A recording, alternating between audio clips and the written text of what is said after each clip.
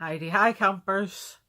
Bit of a different face this week. Not the face you were expecting, because Megan's been off in deep space at Destination Star Trek where she's been crewing. Unfortunately, I couldn't do it because I could only do one day because I work on Saturdays, so I would have had to have taken either the weekend off or swapped a shift, and it all just got a bit thingy. But I've not got to see Megan this weekend, and I don't like not seeing Megan. But on to the actual matter of proceedings, to talk about this week's episode of Doctor Who, which was entitled simply Rosa. Very good episode. I felt for me it probably was up there for me with Vincent and the Doctor, in that the reason I'm recording this the day after is because every time I tried to talk about it last night, I could feel myself welling up, and I know not to sort of go past that, and it would have just been a video of me crying for 5 to 10 minutes, and like, I don't like looking at myself cry, so I wouldn't want to put you through it, because it's bad enough me seeing it in the mirror or on a selfie picture. Not that I ever take selfies of myself crying, because that's just weird. Also, sorry, Kylie's in the background. She says hello. She's still flying around in space going, oh. I've also, if I keep looking down, it's because I've made notes on my iPad. Look, notes. Who am I? I don't know who I am anymore. So basically, yeah, I need to get on with this because I've already wasted 2 minutes faffing. You can tell why me and Megan get on. We like to not just talk about things, but go into depth into why we're talking about things. And yeah, also, if I wobble anyway because I'm 36 years old and not exactly in the best of shape. But my phone is currently resting on 4. I haven't ate these all today. I wish I had. A variety of different sweet tubs from previous as past, like celebrations. Mega Mix from unknown supermarket chain. Another tub of celebrations and quality. And my phone is being held up by 2 3DS cases. Right, yeah. So I'm nearly at 3 minutes now and I really need to get on. So, title sequence. We didn't have a pre-title sequence, which I was expecting. But I quite like that we just dive on in with those titles because I love them. I think they work really well in that they're a hark back to something original, but are very new for now. If you get what I mean. I don't even know what I'm talking about. And then that's immediately followed by what I would imagine probably would have been pre-title sequence if it had been, if I'm explaining this well, where we get a little bit of sort of a backstory to Rosa and the driver, James, set, I think was it 12 years before, and then it goes to 12 years later, and we have that brilliant shot going up the street in Alabama and just turning into a yard, and there's a TARDIS coming, like, materializing in the yard. Another brilliant panoramic shot, somewhat panoramic, it's not really panoramic, but tracking shot where the TARDIS appears. It's not just an alleyway, not like a clear shot of an alleyway and then the TARDIS appears. It's now they're tracking, they're showing us what they can do. They're getting a bit clever, aren't they? And then the Doctor appearing out of the door in a brand new, in a different outfit, effectively, because she's got a different coloured t-shirt on.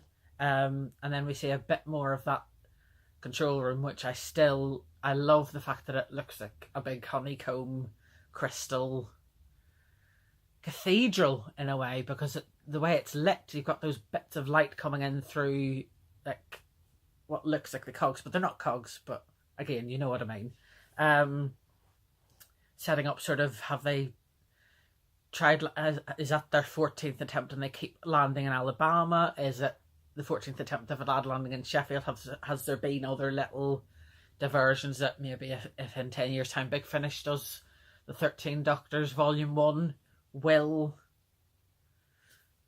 those stories in between those 14 attempts appear? I don't know. But sorry, excuse the Captain America pajama bottoms. Yeah, so we obviously have that scene where they're walking down the street, and I like how they've used South Africa to double for Alabama. It fits perfectly. Because of the sunshine, you feel like you're watching something that was filmed in America, effectively, without having to actually go there. Not that I'm sure that they wouldn't have tried, but it makes sense that while they were in South Africa shooting the Ghost Monument, that they shot the American stuff there. Lost my train of thought. Always happens. Yeah, so we've got that shot of the couple walking and she drops the glove, and then Ryan, out of kindness, as anybody would do, I would do it, would say, your wife dropped her glove, but obviously this is 1950s Alabama, things are very different, and that slap it gut punches you. You're like, wow, he's only trying to be nice. But what I really liked about this episode is the fact that it didn't sugarcoat what happened to people. It was visceral. I'm trying to think of the word. I can't think of the word. It gut punched. It was very good at gut punching. It didn't pull any punches. It just literally did what it needed to do. I'm very glad that they didn't stay away from using terminology that would be used. I thought the scene between Ryan and Yaz was perfectly played. It was heartbreaking, uncomfortable, and it needed to be. The little Banksian joke was hilarious. Am I? Or am I? I thought the Doctor and Graham worked really well together in this episode. It was a proper little, while Ryan and Yaz were doing what they needed to do, we had the Doctor and Graham doing what they needed to do, and it was a proper little double act, and it was brilliant. Really curious about Krasko. What has he done to end up in Stormcage? Whose vortex manipulator is that? Has he borrowed that from Ever Song? That probably won't be the case, but I don't think we've seen the last of Krasko because, yeah, Ryan sent him back in time, but they're probably going to end up at some stage where Krasko is. It's inevitable.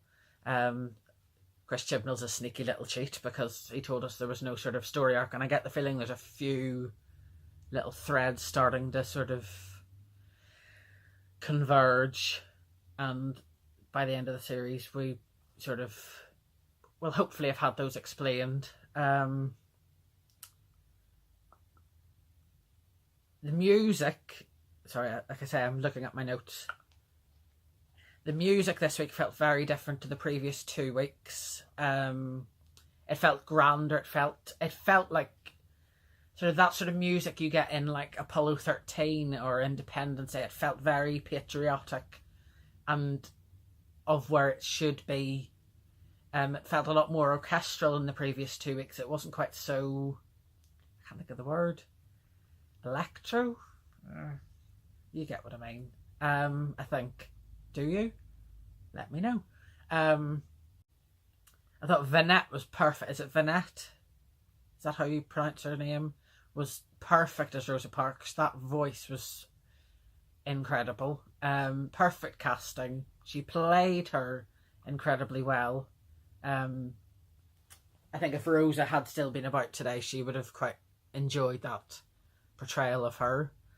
I loved the scene where Ryan goes off with Rosa and then goes to her house and gets to meet Martin Luther King.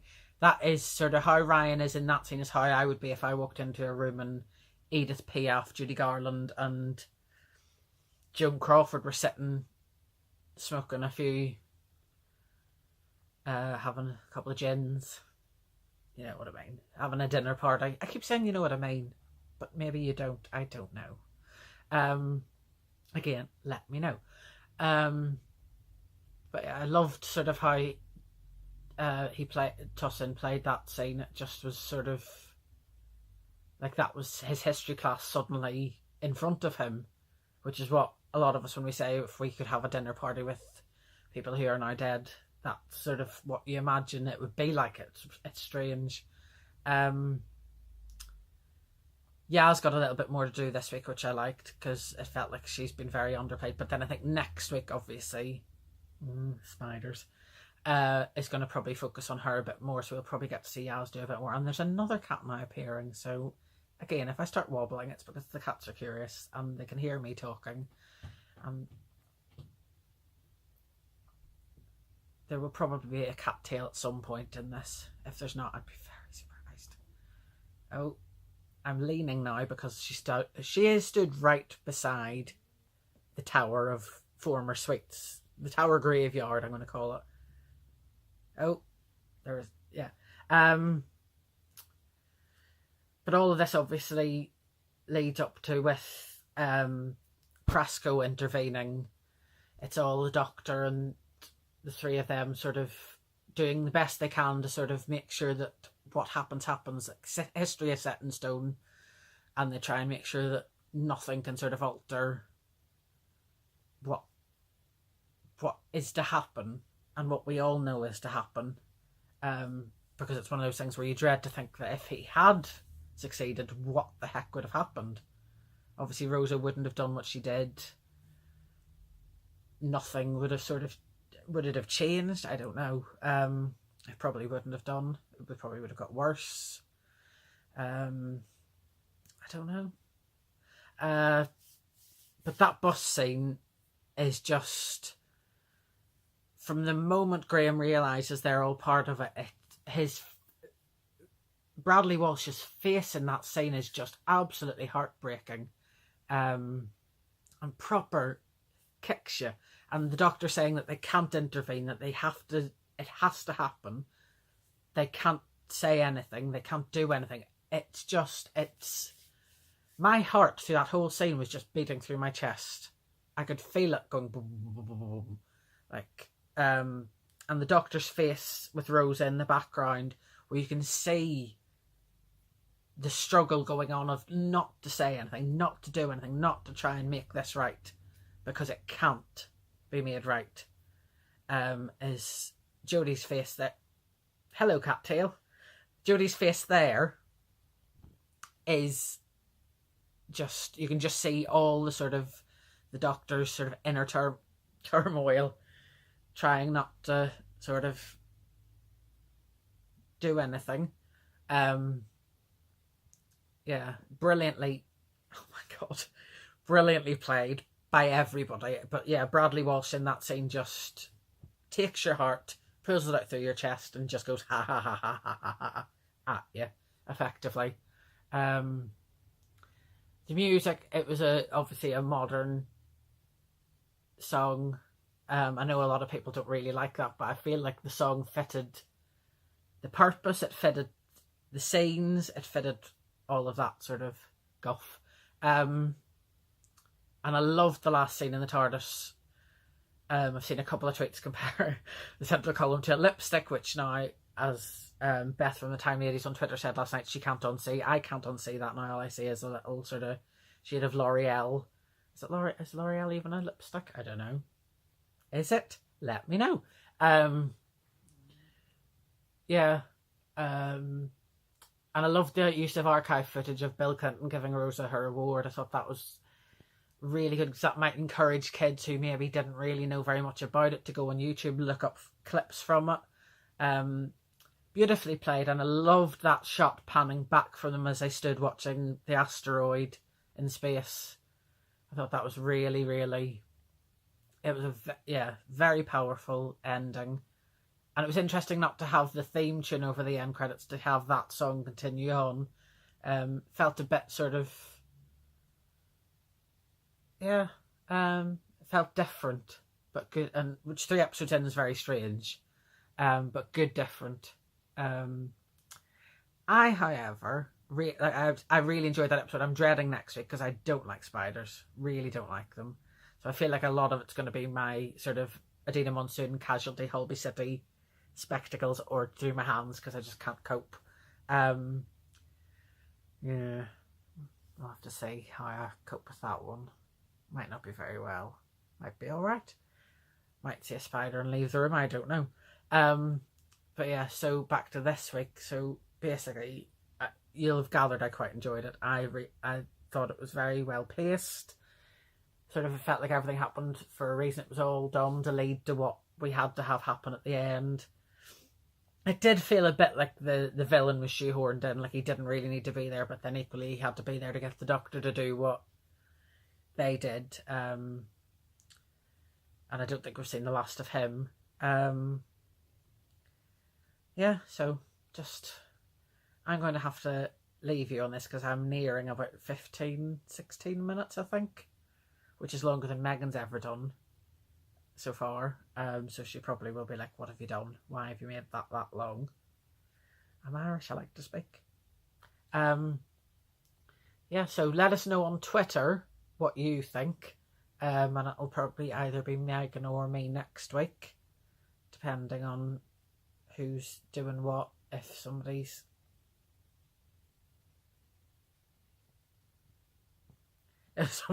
If anybody's busy on Sunday evening, we don't know. But yeah, it's been nice chatting to you all. Hello from this face, from one poncho to another. And have a nice day and let us know what you thought of the episode. And Cagney says goodbye too.